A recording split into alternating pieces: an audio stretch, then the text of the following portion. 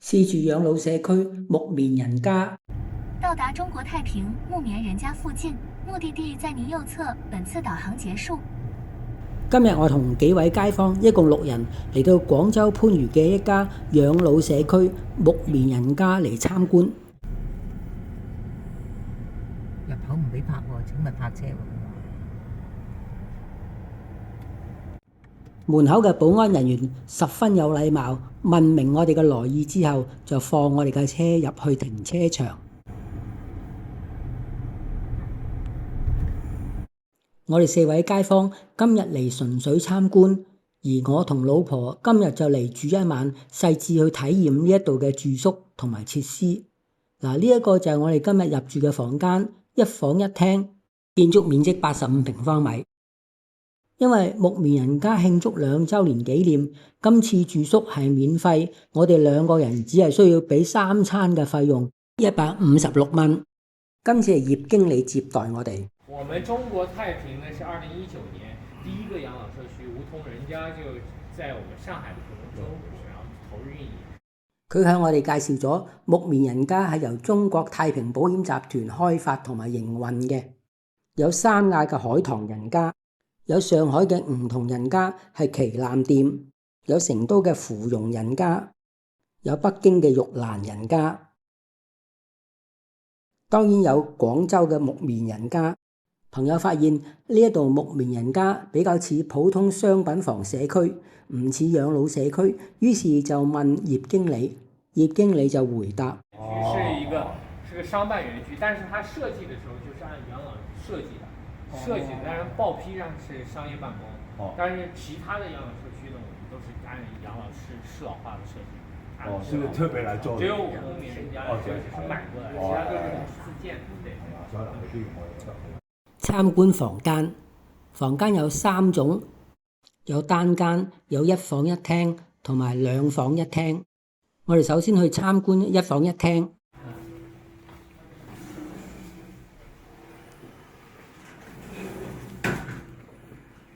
這個就是咱們1房1廳的一個設計。有多大？這個套內65，套內65。這個跟泰康的1房1廳差不多吧？但是泰康的1房1廳呢，住下來這個房間，要13700。它55是實用。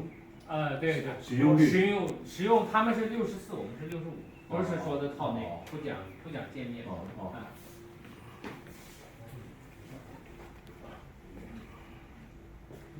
唔係，其實你話佢加些深色咧，啱唔啱？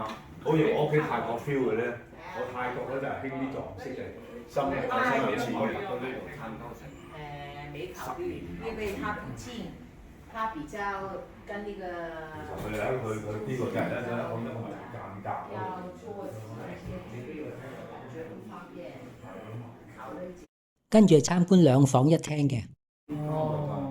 呢間就大好多。13000幾嘅呢個。唔係你買保單，買咗保單就10000蚊。咁你俾咗我錢買？這個面積套內是60，套內是85。85。見面105。套內185。那你剛剛說這個保單就是買保單的話就便宜很多。那保單費是多少費用180萬港幣。180萬，可以分5年繳，可以分5年。180不帶就多少年？180。是吧？就是你分成5年，就是1年37萬多。 5年180。總保費180，180除以5，這就是5，這是36萬，36萬，對，1年36萬。就是1個月3000多。對，30萬，就差不多就把這個房間的。我咪有。然後第3、第6年。望下有啲時代感啊，大佬。O K 嘅，即係話佢攞住就話我傾我得獨立嘅都 O K 嘅，佢計算。單間今次冇得參觀，因為單間只有12個，已經全部租出。室內休閒及醫療設施，我哋睇下魚養中心、桌球台、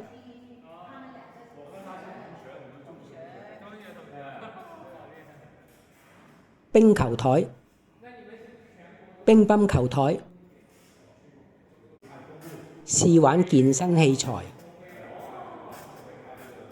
呢個係茶禪房。他就跟像家里的合作的啦，给你。对的，这边我们会长者呢每周有3次免费喝茶，就我们太平自己的茶，什么小罐茶呀、乌龙茶呀，还有一些普洱茶，就请客户在这免费喝茶，然后再吃免费的点心啊，这些都是免费的。就老人们就需要社交嘛，社交，聊一聊天，大家就觉得很开心，要不然天天玩手机啊，就。參觀棋牌室。因为他常常赢嘛，我加个脚，他常常赢的就喜欢，我就常常输，我就不喜欢。我们这个麻将是那种1号麻將，很大的，字非常大。哎呀，咁叻我們嚟參觀，打啤牌嘅，同機器人捉圍棋，同機器人捉象棋。呢度係萌寵室，可以養寵物，例如貓。不過唔能夠入去參觀，因為有個紗網阻隔。仲有圖書室，呢度係健康驛站，有嶺南心血管研究所，有泡腳座位，有微壓負氧艙，俾80蚊就可以入去吸氧45分鐘。你好，這邊有一個咱們的微高壓氧，微高壓氧1.3的，這個可以對神經系統恢復。這個很特別，好像輕微中風、中風、腦梗、阿爾茨海默症、帕金森都是有好處的。有診症台，不過呢度暫時冇醫生護士，佢哋聲稱將會喺下個月有醫護人員進駐。木棉人街係位於廣州市中心區域，所以交通係非常便利嘅。是坐落於我們的番禺區，番禺區呢是這個位置非常好，我們是離這個廣州南站啊，廣州南站這個開車只要15分鐘，開車南站啊。然後呢，我們如果從香港過來有2個方案，一個是從南站坐高鐵，還有一個方案呢，就是說你可以到祈福新村。祈福新村這個地方有個祈福酒店，它有個大巴停靠點，它去香港尖沙咀只要80塊錢啊，你坐大巴也可以，坐高鐵也可以，都可以。然後我們從這邊開車只要10分鐘就可以到了，然後我們周邊的生活配套是非常方便的。養老社區概況。然後我們木棉人家所在這個叫招商易庫園區，我們買了其中的6棟，5+1的一個設計。但是呢，外面還有76棟，所以說75棟，總共81棟。裡面這個園區非常熱鬧，裡面有2萬多人在裡面生活和居住。就是個，所以說我們進門是養老，出門就是社會，非常熱鬧，也不會感覺到脫離社會的那種感覺。呢個養老社區唔算大，只有5棟7層高，作為住宿嘅大樓。目前只有1號樓同埋2號樓喺度營運之中。3號樓正喺度裝修緊，而4號、5號樓尚未有計劃開始使用。而家有50位長居嘅住客，其中有10多位係香港人。小區嘅範圍雖然細，但係內園環境相當整潔，樹木多，十分之養眼。另外有一棟係6號樓，係國際康復頤養中心。係為有需要康復照顧嘅病人而設嘅。呢一方面，葉經理有簡單介紹。香港平很多，他們套內應該是20多平，但是平均收費13000到14000。他們有一個分院是在深圳的南山，他們那邊是3萬塊錢一個月。他們住別的地方都要，你像你要住泰康這種18000起。所以說養老住護理型的到廣州住都非常便宜，因為你們到時候加我微信，如果你們有親戚朋友需要住護理型的，我會給他介紹一個，我每年都幫到很多人的。外圍設施，而家葉經理車我哋去睇睇呢個招商易富園區嘅設施。就是配套特別好。哦，就是阿斯頓公館，這是一個酒店。哦，酒店。它那個最小的房間都要500多塊錢。這個是個月子會所。就大陸人坐月子，生完小孩坐月子，一個月可能有3萬多。喂，而家加咗，而家啦，我就100。我買咗我就買埋熊貓先，呢隻狗。入嚟行下都好啦。喂，一陣而家行下。都入嚟行下，係啊，最中意行街。係啊，我有。这边有一个衣食住行衣嘛，这个还可以卖衣服，这上面有一些旗袍，我们的阿姨啊姐姐可以到上面去买一点旗袍。这边呢有一个马术学校，喜欢骑马的都可以去那边骑，骑次500块钱。请问这里有没有游泳池？有啊，有是25米的，不是属于你们的，不是属于我，但是我们合作的。游一次的话，你要半年卡，一天是8块钱。有20米20米嘅，是室外还是室内的恒温？咱们游泳就在这个金翼桌球下面。然後我哋開車10分鐘嚟到附近嘅祈福醫院。祈福醫院係3甲級醫院，木棉人家同祈福醫院係有合作嘅。木棉人家可以為住客安排掛號、就診、緊急入院等等。之後聽一位住客嘅描述，幾個星期前，其中有位住客忽然間中風，佢就拉動咗房裏邊嘅報警繩，15分鐘之內就被送到呢一家醫院啦。咁就解救咗佢身體嘅問題。第2日佢就冇事出院啦。參觀完祈福醫院，我哋返到木棉人家隔離嘅宜家家居行下。朋友馬先生真係買咗一打熊貓俾佢隻狗玩，而我就買咗一隻玻璃杯。之後4位街坊就完成今次嘅參觀返屋企啦。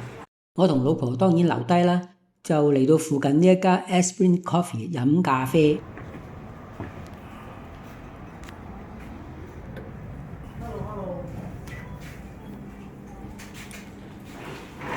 2杯咖啡盛惠39蚊。之後我哋喺呢個金山谷義富園區行下，睇見有相當數量嘅飲食小店同埋民生商鋪。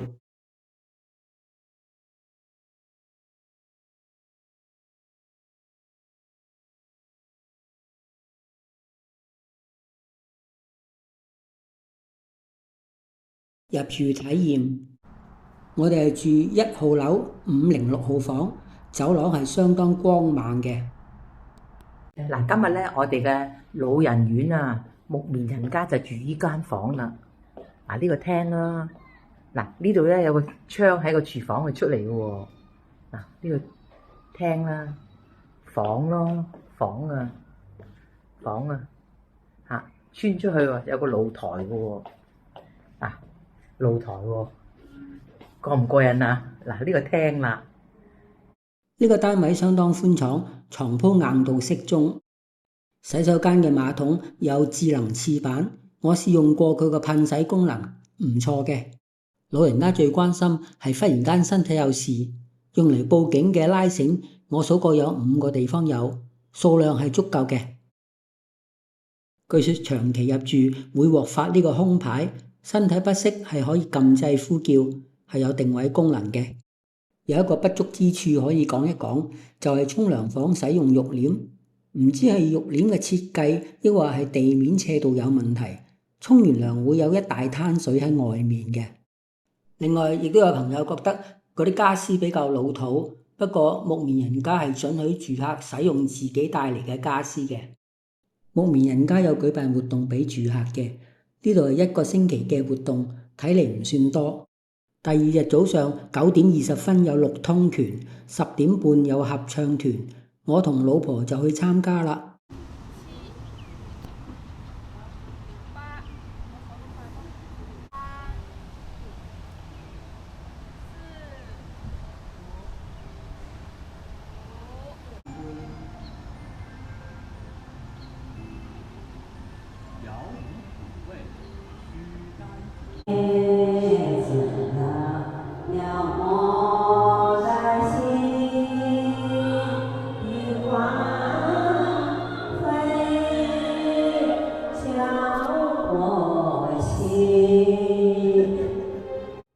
合唱團出席人數太少，改為唱 K。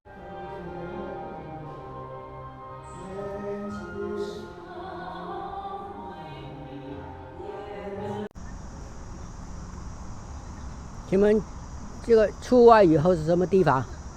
這是我們的一個後花園。哦，後花園。對，您可以在這邊散步，這樣轉。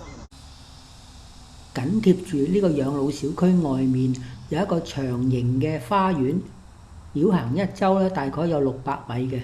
我哋食完早餐，亦都去行咗幾圈。飯餐，我哋6個人加上葉經理一齊喺飯堂食午餐。飯餐係自助餐形式，自己去攞自己中意嘅食物。恩哥，得唔得啊？啲餐啱我喎，係嘛？清淡淡，清淡啲嚇，好啊！冇乜有冇味精啊？冇味精。哦，好嘢，得唔得啊？好食，好食啊！係啊，好好好。點解種類多？係啊，種碗幾多選擇？係。因為我同老婆嚟試住一晚，所以亦都嚟食晚餐。有胡蘿蔔炒肉絲、西芹肉絲炒乾漿、3杯雞、土豆紅燒肉、生菜、蒸水蛋、糕點。食物款式明顯比午餐少，原來廚房係會按照客人嘅數目去調節份量嘅。今餐我就每款食物都攞少少。食味都係可以嘅。到第二日嘅早上8點，我同老婆亦都嚟食咗早餐。目前早餐係18蚊，午餐35蚊，晚餐就25蚊。長期住客會獲發一個空牌，係可以充值，用餐嘅時候拍卡就得啦。當然住客可以選擇自己買餸煮飯，或者外出用膳。據說咧，飯堂正係準備緊喺下個月開始會改用食物稱重嘅方法去計算餐費嘅，咁樣嚟去取代目前固定餐費嘅方式。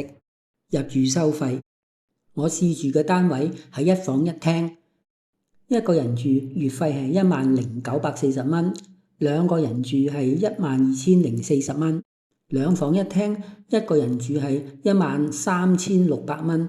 2個人住係14,700蚊，單間係6,360蚊或者7,460蚊，不過暫時係冇房嘅。另外補充一句，入住不同嘅房型都係要俾唔同嘅押金嘅。多謝各位觀賞，請點讚、訂閱同轉發啦。